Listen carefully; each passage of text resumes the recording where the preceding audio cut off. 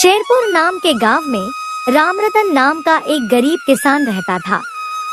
रामरतन बहुत ही ईमानदार और मेहनती आदमी था।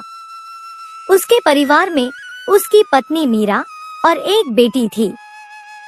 रामरतन के पास एक छोटा सा जमीन का टुकड़ा था जिसमें वह काम किया करता, लेकिन उसकी मेहनत के अनुरूप उसे फायदा नहीं होता। वह सारा दिन काम में लगे रहता था। इस बार तो रामरतन अपनी पत्नी के गहने गिरवी रखकर बीज और खाद खरीदता है और अपनी फसल तैयार करने लगता है। एक दिन मीरा रामरतन से कहती है, ये जी, इस बार मौसम से यही उम्मीद है कि बारिश ठीक से हो जाए, नहीं तो हम लोगों की स्थिति और भी खराब हो जाएगी। अपनी पत्नी की बात सुनकर रामरतन कहता है, तुम ज्यादा चिंता मत करो, भगवान पर भरोसा रखो, सब कुछ सही हो जाएगा।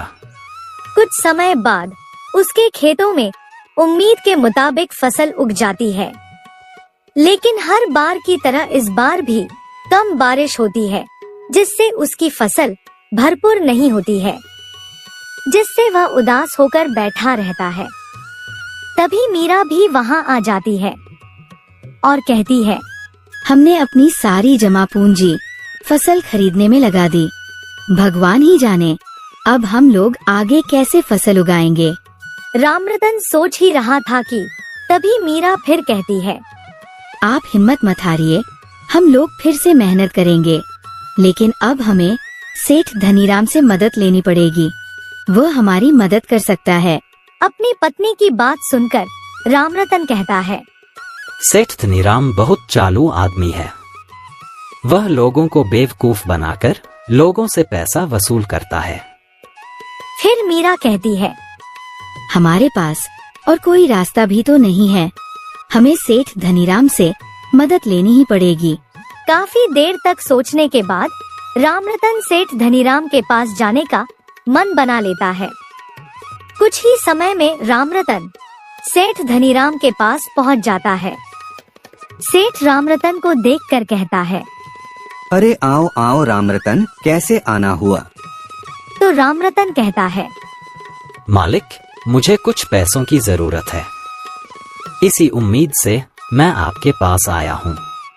फिर सेठ कहता है, बोलो रामरतन भाई, हम तो बैठे ही हैं जरूरतमंदों की मदद करने के लिए, बताओ कितना पैसा चाहिए? तो रामरतन कहता है, मालिक, मुझे 500 रुपए दे दीजिए, जैसे ही फसल बिकेगी मैं आपका पैसा सही सलामत लौटा दूंगा। फिर से सेठ कहता है, भाई रामरतन, कोई जल्दी नहीं है, तुम पैसा धीरे धीरे चुकाते रहना, केवल 10% ब्याज का ख्याल रखना। सेठ के बातों को सुनकर रामरतन सेठ का इरादा समझ जाता है, लेकिन फिर भी उसकी मजबूरी थी, वह कुछ नहीं बोलता है और 500 रुपए लेकर घर के तरफ चल देता है।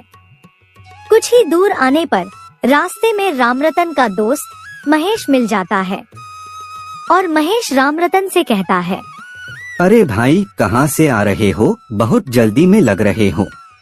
तो रामरतन कहता है, भाई, मैं सेठ धनीराम से ब्याज पर पैसे लेकर आ रहा हूँ, इस बार मेरी फसल अच्छी नहीं हुई है। फिर महेश कहता है, भाई, सेठ धनीराम बहुत ही बुरा आदमी है, वह पैसा तो दे देता है, लेकिन बाद में अपने मन से ब्याज बढ़ाने लगता है।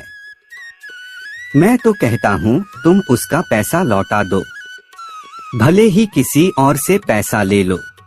महेश की इतनी बात सुनकर रामरतन कहता है, भाई, मैं अब पैसा वापस नहीं करूँगा, जो होगा सो देखा जाएगा। यह कहकर रामरतन वहाँ से चल देता है। वहाँ से कुछ ही दूर आता है कि तभी देखता है रास्ते में एक सोने की गिलास गिरी हुई रहती है। रामरतन गिलास को देखकर आश्चर्यचकित होकर रुक जाता है और इधर-उधर देखने के बाद गिलास को उठा लेता है और सोचने लगता है कि यह गिलास किसकी है। जरूर हम पर प्रभु की मेहरबानी हुई है। फिर वहाँ से रामरतन तुरंत सेठ धनीराम का पैसा वापस लौटाने के लिए चल देता है और सेठ के घर आकर उसका पैसा लौटा देता है और खुशी से गिलास को लेकर अपने घर पर आ जाता है। और तब से रामरतन का परिवार खुशी से रहने लगता है।